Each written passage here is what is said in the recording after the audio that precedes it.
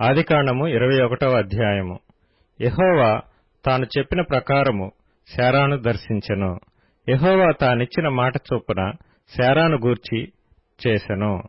ఎట్లనగా దేవుడు అబ్రాహాముతో చెప్పిన నిర్ణయ కాలములో శారా గర్భవతి అయి అతని ముసలితనమునందు అతనికి కుమారుని కనెను. అప్పుడు అబ్రాహాము తనకు పుట్టినవాడును తనకు శారా కనినవాడునైన తన కుమారునికి ఇస్సాకు అని పేరు పెట్టెను.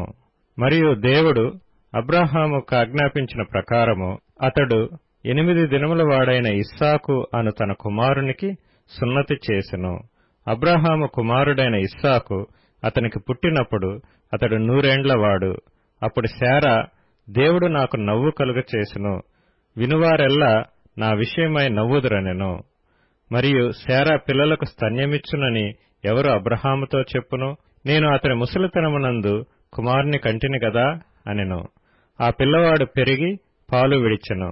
ఇస్సాకు పాలు విడిచిన దినమందు అబ్రాహాము గొప్ప విందు చేసెను. అప్పుడు అబ్రాహామునకు ఐగుప్తీయురాలైన హాగరు కనిన కుమారుడు పరిహసించుట శారా చూచి, ఈ దాసిని దీని కుమారుని వెళ్లగొట్టుము, ఈ దాసి కుమారుడు నా కుమారుడైన ఇస్సాకుతో వారసుడై ఉండడని అబ్రాహాముతో అనెను. అతని కుమారుని బట్టి ఆ మాట అబ్రాహామునకు మిక్కిలి దుఃఖము కలుగచేసెను. అయితే దేవుడు, ఈ చిన్నవాని బట్టియు నీ దాసిని బట్టియు నీవు దుఃఖపడవద్దు. శారా నీతో చెప్పు ప్రతి విషయములో ఆమె మాట వినుము. ఇస్సాకు వలన అయినదియే నీ సంతానమనబడును. అయినను ఈ దాసి కుమారుడును నీ సంతానమే గనుక అతని కూడా ఒక జనముగా చేసేదనని అబ్రాహాముతో చెప్పెను.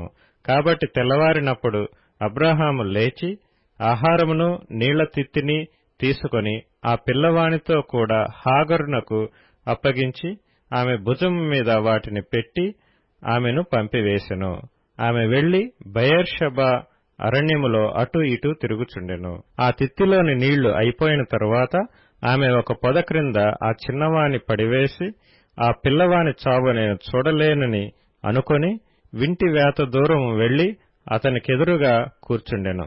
ఆమె ఎదురుగా కూర్చుండి ఎలుగెత్తి ఏడ్చెను. దేవుడు ఆ చిన్నవాని మరణం వినెను. అప్పుడు దేవుని దూత ఆకాశము నుండి హాగరును పిలిచి, హాగరు, నీకేమి వచ్చినది? భయపడకుము. ఆ చిన్నవాడున్న చోట దేవుడు వాని స్వరము వినియున్నాడు. నీవు లేచి ఆ చిన్నవాణ్ణి లేవనెత్తి నీ చేత పట్టుకొనుము, వానిని గొప్ప జనముగా చేసెదనని ఆమెతో అనెను. మరియు దేవుడు ఆమె కన్నులు తెరచినందున ఆమె నీళ్ల ఊట చూచి వెళ్లి ఆ తిత్తిని నీళ్లతో నింపి చిన్నవానికి త్రాగనిచ్చెను. దేవుడు ఆ చిన్నవానికి తోడైయుండెను.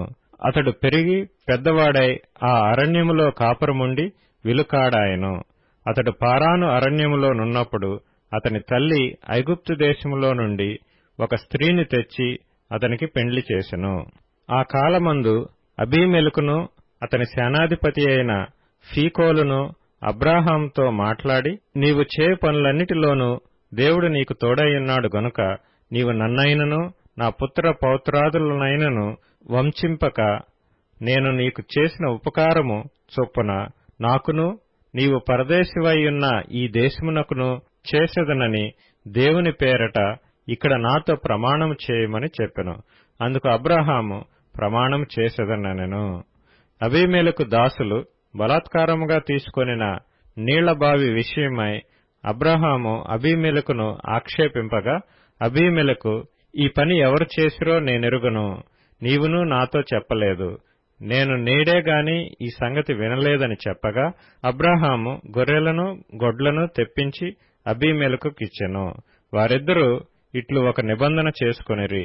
తరువాత అబ్రాహాము తన గొర్రెల మందలో నుండి 7 పెంటి పిల్లలను వేరుగా నుంచెను గనుక అబీమెలెకు అబ్రాహాముతో, నీవు వేరుగా ఉంచిన ఈ 7 గొర్రెపిల్లలు ఎందుకని అడిగెను. అందుకతడు, నేనే ఈ బావిని త్రవ్వించినందుకు నాకు సాక్షార్థముగా ఈ 7 గొర్రెపిల్లలను నీవు నా చేత పుచ్చుకొనవలనని చెప్పెను. అక్కడ వారిద్దరూ అట్లు ప్రమాణం చేసుకున్నందున ఆ చోటు బెయేర్షెబా అనబడెను. బెయేర్షెబాలో వారు అలాగు ఒక నిబంధన చేసుకున్న తరువాత అబీమెలెకు లేచి తన సేనాధిపతి అయిన ఫీకోలుతో ఫిలిష్తీయుల దేశమునకు తిరిగి వెళ్ళెను. అబ్రాహాము బెయేర్షెబాలో ఒక పిచుల వృక్షము నాటి అక్కడ నిత్యుడైన యెహోవా పేరట ప్రార్థన చేసెను.